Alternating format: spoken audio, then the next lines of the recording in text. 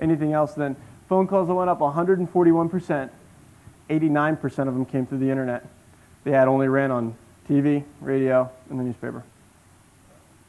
So it's crystal clear proof that if I put an ad out on the TV, what's the first thing someone's going to do? Go to the internet. Go to the internet. I mean, the internet phone number is nowhere but the website. They see the TV commercial, and they go. So when we look at that, we say, how can we integrate online and offline? Well, you can use different domain names and different mediums, just like you use who's calling. I don't like this method. You got to pick the method that works. You don't have it, you might not be able to change your web strategy, but you might use different domain names and different mediums. That way you can see what traffic's coming from where. You can use directory URLs to differentiate traffic. For example, toyotadealer.com/TV. Somebody can go to that and you can see, well, they came to here. We can use paid search funnels, which I'll give you an example of, which are incredibly powerful. The other thing that we really think you need to do is give somebody a compelling reason to use the tracking method versus another one so that they do so. 65% of your traffic is going to come through search engines.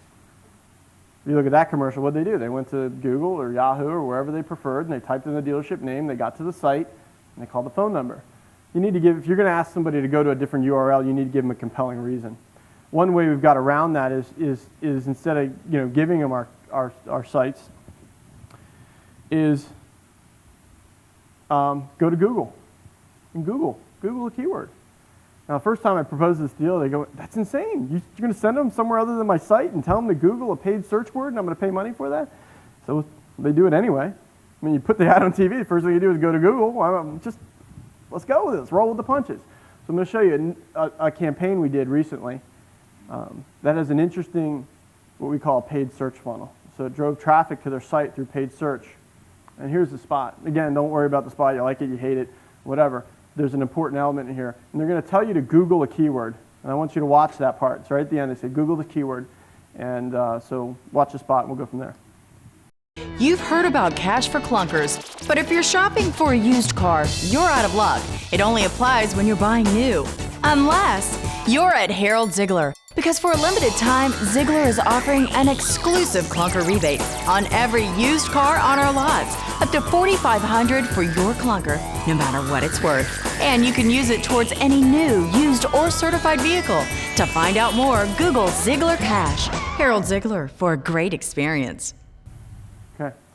So when you see that ad, you go to Google and you type in, see it's kind of small, there's Ziegler Cash, you're shown an ad. It says for a limited time only, clunker rebate for used and certified cars, go here. So they see the ad that talks exactly about the television commercial they just saw.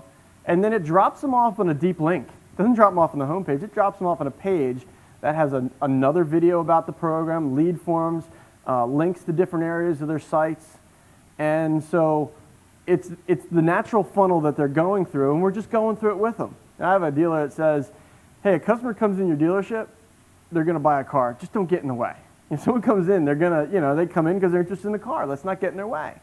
Same thing here. Someone's going to go to Google and search for things. Let's not get in their way. Let's go, okay, you want to go to Google? Just go to Google, search for this. I'll be here. And when you click on this, we'll be here and give you exactly the information you want. So it's important they Google this. They see the search ad, and they land on a deep linked page that has an incredible amount of relative content to these people. Now, furthermore, you go, that looks expensive. If you do it right, and I've crossed out a couple things because we think they're proprietary, if you do it right, anybody ever, how familiar are people with their paid search metrics? Click-through rate, cost per click, stuff like that. Everybody raise your hand. All right. They had 948 clicks. There was a 78% click-through ratio. Our average click was 13 cents. The cost to track that campaign was $123, and our average position, we were number one. How much do you guys pay for phone tracking? $750 a month? $1,250 a month? Anybody want to pick a number? Anyone pay more than $1,500, $2,000? You don't want to admit to that. But that's the point, $123 a month. That was a $60,000 television spend. Beyond that, we ran 2 different television commercials and found out one was outperforming the other, probably 8 to 1. Took the one that was underperforming out instantly. So what happens though, we're using Google Analytics is that here's our traffic. Monday, Tuesday, Wednesday, Thursday, Friday. The orange or yellow bar, however you look at it, is the previous week. The blue bar is the week that campaign ran. It started on Tuesday. Now, not only do we see a tremendous bump in traffic, which you will see if you do a really cool campaign, you'll see this bump in traffic, but we could tell what portion of that bump came directly from what television commercial.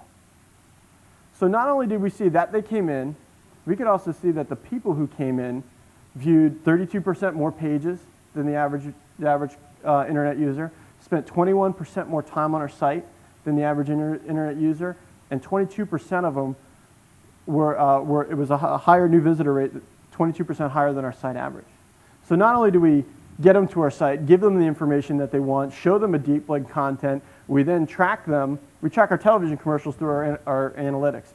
And the problem is you say, wow, that's complicated. It's what the customer does anyway. They're going to go to Google, type your stuff in, and they're going to go to your site, and you might as well just be part of the process. Roll with it. So the final thing here is, I was asking some of my guys, hey, let's talk about some more concepts. What are these initiatives? One guy goes, tell the internet guy to get out from the side of smoking a cigarette on the side of the building, get back in his office. And it's partly true. Work harder. It doesn't sound that complicated, but it's true. That there's a lot of smart people out there. Let me ask you a question. You guys, raise your hand if you're in Florida, Georgia, North Carolina, Boston, Massachusetts, New Hampshire, Michigan, Illinois, Alabama, Kentucky, California. We go on. There's represent a good portion. You guys, raise your hand if you think I'm somewhat intelligent. Somewhat. Just somewhat. Somewhat. That's all. I'm just going, okay. I could be competing against you in that market. Okay? You can go find a guy that's smarter than me. We're going to go butt heads. You get two smart guys butting heads, who's going to win? Guy that works harder. Guy gets up earlier. That's the point, is that you're not just going to go out there and outthink your competition. You've got good dealers, good advertising agencies, good digital advertising agencies all over the place. You're not just going to go out there and roll somebody. So that's the element here that I think is important, that you work harder. Your competition may have a very talented person in their dealership working on their internet. They may have very talented sales managers, talented GMs, better systems. You've got to work harder. So that's the final element here, is that it's important to work harder. Let me give you this final statistic. This is J.D. Power, and if you doesn't matter whether you believe this or not, cut it in half. 2008, 31% of internet leads went unanswered. 23% had a lead response time of 12 hours or more. Now, I'd like to think that if you're here, you're probably on the other side of that you're responding to leads. The guys that don't show up here and aren't interested in the internet and don't think it's an integral part of their process, they're probably not here today. You guys are, so maybe you're on the other side, but that is a fact. If you look at this, 1 in 2 leads is either unanswered or answered in 12 hours or more, and I think if you guys are just really dig down and are honest with yourselves and go back to your dealership, it's probably the same thing. And it may not be your fault. I'll give you an example. We had a client that we did internet shopping for, and the internet portion of the mystery shopping didn't come out very well. As we dug through it, we found out that a particular form on their site didn't go into their CRM system. It just roundabouted it. Now, they do a great job on their internet. They just had a hole in their system that no one had figured out until we did this. So my point is, and again, you look at my point back to social media, is you're probably not doing everything right anyway. Let's fix the things, is that you need to work harder. We need to answer leads quicker. We need to be smarter, be more intelligent, be on the edge, train ourselves better. And that's the difference. If you want more from this, if you want to see this presentation, we videotaped it. We're going to put the PDF on moreandScarry.com/DD7. You can download the PowerPoint and view the presentation, send it to whoever you want, and that'll be up there pretty much by the end of the day. So at this point, with the number of people I don't think I'm going to have questions asked, but you can come up afterwards and talk to me, or find me on my site and contact me, and we'll schedule some time. So, Cliff?